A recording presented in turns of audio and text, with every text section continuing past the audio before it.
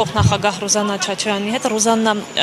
երկօրյա ակցիա եք իրականացնում, որպեսզի ձեր բողոքի ձայնը հասցնեք եվրոպացի հյուրերին, ըստ ձեզ նրանք ականջալուր կլինեն եւ արդյոք ձեր ձայնը կհասնի նրանց։ Մենք հույս ունենք ամեն դեպքում, որ մեր ձայնը կհասնի, բայց չենք կարծում, որովհետև հարցես երկու օր չի, երկու օր չի արդեն, որ մենք գոռում գոչում ենք, որ Հայաստանի Հանրապետությունում կան 50-ից ավելի քաղբանտարկյալներ, երկու օրվա մասին չի խոսքը, մենք այս երևի արդեն 4 տարի եւ ավելի անգամ գոռում ենք, որ կան եւ իրենք պարտավոր են ուղղակի պաշտպանելու մեր իրավունքները, բայց ոնց հասկանում ենք, ոչ մի արձագանք չկա, այս ամեն ինչը չեն եկել այստեղ, որ տեսնեն ով է մեղավոր կամ ով է քաղբանտարկել, ով չէ, զուտ եկել են ընտրություններից առաջ Նիկոլ Փաշինյանին փառաբանելու, այս ցուցադրական ինչ-որ շոուն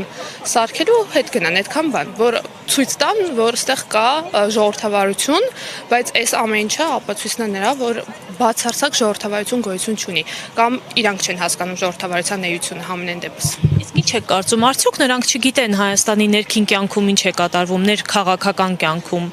թե ուղղակի տեսնում են ու աչք են փակում։ Չգիտեն, եթե ինչ-որ մեկը ինձ ասի, որ նրանք չգիտեն, ես չգիտեմ, կծիծաղեմ ուղղակի, չի կարող նման բան լինել, ոնց կարող են չիմանալ,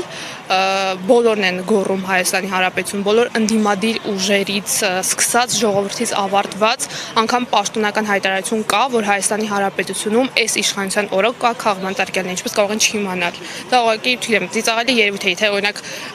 Ֆրանսիայի նախագահը դուրս գա, ասի, ես չգիտեմ, որ կամ չգիտեի, որ Հայաստանի Հանրապետություն կա քաղբանտարկյալներ։ Շնորհակալ եմ։